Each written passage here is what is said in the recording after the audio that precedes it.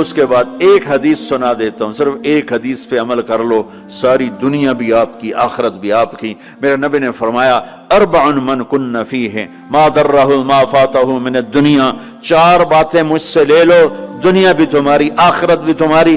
صدق حدیث، ہمیشہ سچ بولنا، جھوٹ نہ بولنا، ہمیشہ سچ بولنا، جھوٹ نہ بولنا۔ حفظ امانت، کسی کو دھوکہ نہ دینا، کسی کو دھوکہ نہ دینا۔ سارے ایسے ترقی یافتہ ملکوں میں ہمارے انڈیا پاکستان کے نوجوان دھوکہ دیتے ہیں لڑکیوں کو، مقامیوں کو، کہ ان سے شادیاں کرتے ہیں، پیپر بنا لیں، پیپر بنتے ہیں پھر بھاگ جاتے ہیں۔ میرے نبی کو بدنام نہ کرو، میرے نبی کو شرمندہ نہ کرو۔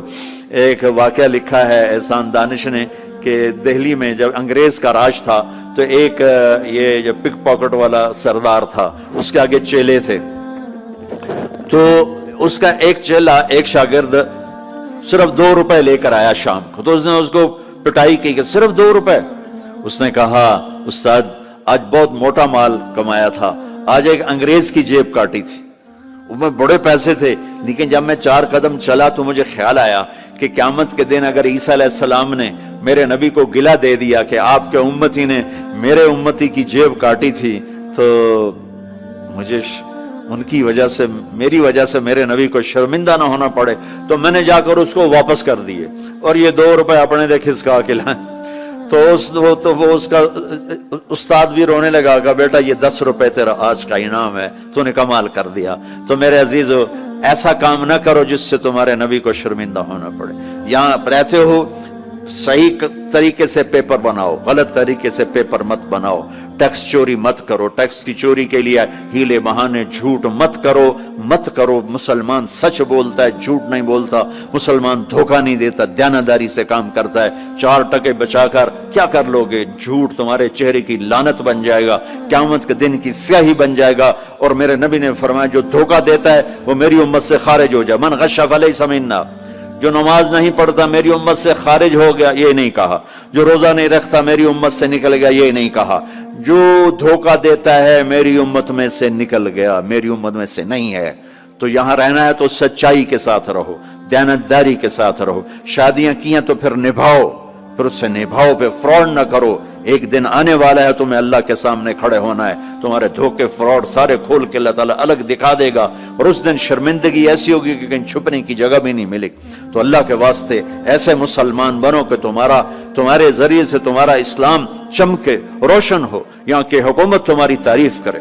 یہاں کی حکومت تمہیں کتنی مذہبی آزادی دے رکھی، کتنی آسانیاں دے رکھی ہیں، تو ان کے ساتھ چیٹنگ مت کرو، ان کو دھوکہ مت دو، ان کے ساتھ فراڈ مت کرو، ان کا ٹیکس نہ چوراؤ، ان کو پورا ٹیکس دو، جتنا وہ تمہارا بنتا ہے سارا دو، اللہ تمہیں یہ تمہارا صدقہ بنے گا۔ زکوٰۃ تو مسلمان کو دی جاتی ہے، یہاں تمہیں نظر نہیں آتا، اپنے پاکستان میں، انڈیا میں زکوٰۃ بھیجو، لیکن صدقات ان کالوں کو دو جو غربت کے مارے تمہارے گھروں میں کام کرتے ہیں، تمہارے پاس کام کرتے ہیں، ان کو صدقات دو، نفلی صدقات، ان کو جتنا دے سکتے ہو دو، یہ تمہارے ہمدرد بنیں گے، تم سے محبت کریں گے، تم سے تمہارے قریب آئیں گے، تمہارے احسان مند ہوں گے۔ مسلمان بخیل نہیں ہوتا، مسلمان سخی ہوتا ہے۔ تم ایسے جوڑ کے کیا کرو گے؟ قبر میں کتنے لے کے جاؤ گے؟ تو میرے نبی نے فرمایا ایک سچ بولو، ایک دھوکہ نہ دو۔ تیسرا فرمایا اخلاق اچھے کرو، حسن خلیقت، اپنے اخلاق اچھے کرو۔ اور چوتھا فرمایا عفت فی طعمت، رزق حلال کمانا، حرام نہ کمانا۔ یہاں آ کے شراب کی دکان نہ کھول بیٹھنا کہ پیسے زیادہ بنتے ہیں، آگ لگا دو اس کمائی کو جس پہ تمہارا اللہ ناراض ہو اور اللہ کا رسول ناراض ہو۔ تمہارا ایک رینڈ جو حلال کا ہے تمہارے لاکھوں حرام کے رینڈ سے زیادہ اللہ کو محبوب اور پسند ہے، اور اس میں زیادہ برکت ہے۔ حرام کھا کے نہ کوئی سکھ کی نیند سوتا ہے، نہ سو سکتا ہے، اللہ کو بھولا کے نہ کسی نے چین پایا ہے، نہ پا سکتا ہے۔ یہ 4 باتیں آپ لے لیں، میں لے لیں، تو ہماری زندگی یہ بھی خوبصورت، وہ بھی خوبصورت۔ سچ بولنا،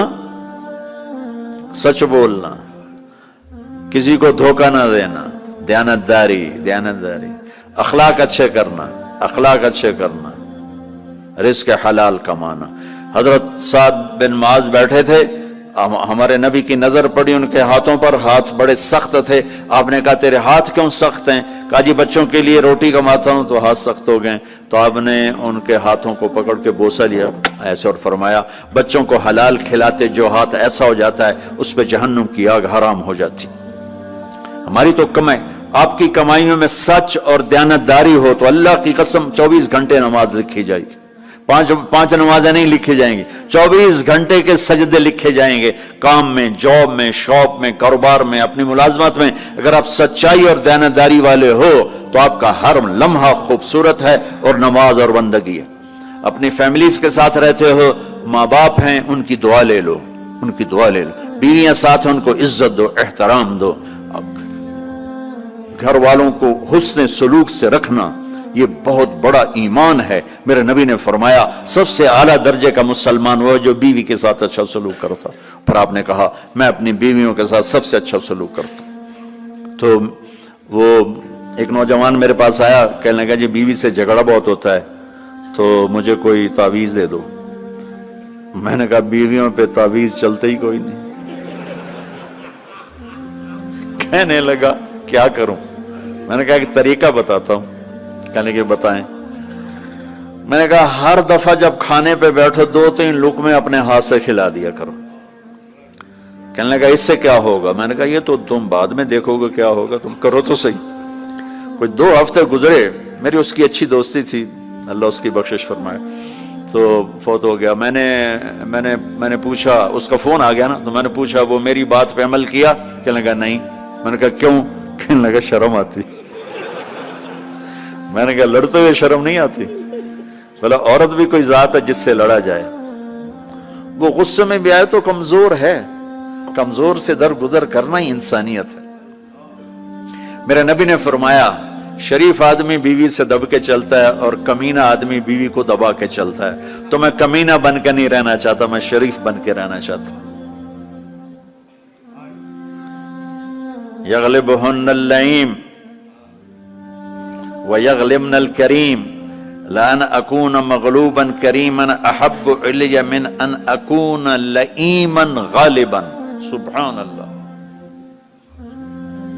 تو میں شرافت والا بننا چاہتا ہوں، کمینہ نہیں بننا چاہتا. میں نے کہا تمہیں لڑتے ہوئے شرم نہیں آتی؟ گاما پہلوان پنجاب والوں نے سنا ہوگا، بہت بڑا رستم تھا. وہ پارٹیشن کے بعد پاکستان آ گیا لاہور، تو سبزی لے رہا تھا تو بھاؤ تاؤ پہ کوئی ہو گیا جھگڑا، تو وہ دکاندار کے پاس گلاس، اس نے گلاس اٹھا کے مارا گامے کو، اس کے یہاں لگا، خون نکل آیا.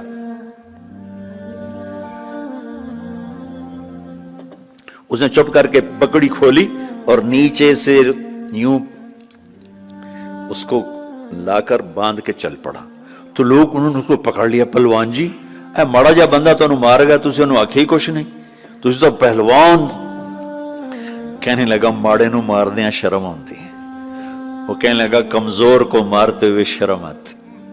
تو عورت پہ ہاتھ اٹھانا یا گالیاں دینا، اس کے ماں باپ کو گالیاں دینا، یہ تو جانوروں کا کام ہے، انسانوں کا کام تو نہیں ہے.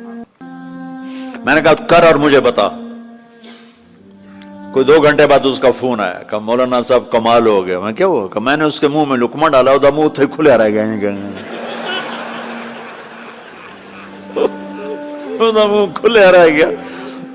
مجھ سے کہنے لگی تو خود تو کر نہیں سکتا، کس نے تمہیں یہ سکھایا ہے؟ کس نے سکھایا؟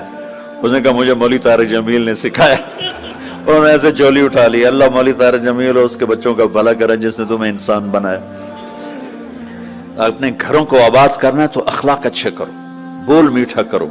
بچے ساتھ ہیں ان کو محبت سے لے کر چلو. آپ ایسے دیس میں ہو جہاں ہمارا دینی ماحول نہیں ہے، آپ کو بنانا پڑے گا. اور دینی ماحول بنانا ماشاءاللہ بہت مسجدیں دیکھیں، مدرسے دیکھے، بہت خوشی ہوئی، لیکن ماحول بنانے کے لیے کچھ اور بھی ہے. محبت دو. علماء سے کہتا ہوں آپس میں پیار و محبت کی فضا قائم کرو. شدت پہ نہ چلو، نرمی پہ چلو، فتوے بازی پہ نہ چلو، محبت سے چلو. اختلاف رائے کرو، پر اختلاف رائے کو کفر تک پہنچا دینا، حرام تک پہنچا دینا، یہ اہل علم کا کام نہیں ہے. اہل علم ہوتے ہیں جو حلیم ہوتے ہیں، وقور ہوتے ہیں، اور وہ درگزر کرنے والے ہوتے ہیں، محبت کرنے والے ہوتے ہیں، معاف کرنے والے ہوتے ہیں، برداشت کرنے والے ہوتے ہیں. چھوٹی چھوٹی باتوں پہ فتوہ بازی اس سے بچو. اللہ تعالیٰ نے جو ہمیں یہ تبلیغ کا کام دیا ہے، اس میں آپ سب سے نیت کرواتا ہوں کہ 4 مہینے لگانے کی ساری نیت کر لو. کرتے نا نیت انشاءاللہ. اور چھوٹی سی تشکیل کرتا ہوں کہ ہر مہینے 3 دن آپ لگا لیا کریں. اللہ کا فضل ہے، تبلیغ کا کام تو ہر جگہ ہو رہا ہے. اب ہر مہینے صرف 3 دن جانا شروع کریں. جنید جمشید مرحوم کو میں نے یہ کہا تھا کہ تو 3 دن لگانا شروع کر. وہ کہنے لگا میں تو ناچتا ہوں، سٹیج پہ گاتا ہوں، میں 3 دن لگاؤں گا. کیسے لگاؤں گا؟ میں ادھر یہ کرتا ہوں، ادھر تبلیغ کروں. میں نے کہا یہ تیری ڈوز ہے، دوا ہے، تو دوا شروع کر، صحت ہو جائے گی. 97 کی یہ بات ہے. اس نے بات پلے باندھ لی. ہر مہینے 3 دن لگا لیتا جب کراچی میں ہوتا. جب نہیں ہوتا تھا تو پھر نہیں ہوتے تھے. جب کراچی میں ہوتا تو 3 دن. 97 98 99 2000 اور 2001 میں 4 مہینے کے لیے نکل گیا. تو آپ سب مجمع ماشاءاللہ نوجوانوں کا ہے، 3 دن لگاؤ گے، ٹھیک ہے نا؟ اور اگر کوئی اس مجمع میں کسی سے ناراض ہے تو اٹھنے سے پہلے ہی اس کو معاف کرے. اگر یہیں موجود ہیں تو گلے لگے، اور وہ موجود نہیں ہے تو وہاں جا کے اس کے گلے لگ جائے اور اس سے معافی مانگ لے. معافی مانگو گے اللہ آپ کو معاف کرے گا. کسی 2 مسلمان کا آپس میں بائیکاٹ نہیں ہونا چاہیے. کسی 2 مسلمان کا آپس میں بول چال بند نہیں ہونا چاہیے. بیوی سے ناراضگی ہو تو بیوی سے صلح. پتہ کیا نتیجہ نکلتا ہے؟ جب آدمی بیوی سے صلح کرتا ہے تو اللہ اس پر اتنا خوش ہوتا ہے ان کے پچھلے سارے گناہ معاف کر دیتا. تو سارے بھائی نیت کرتے ہو نا؟ لگاؤ گے نا 3 دن. بھائی دعا کے بعد نکلنا ہوگا تو بھائی مسافر 2 گھنٹے میں نے آپ کے ساتھ بات کی ہے تو میں روبوٹ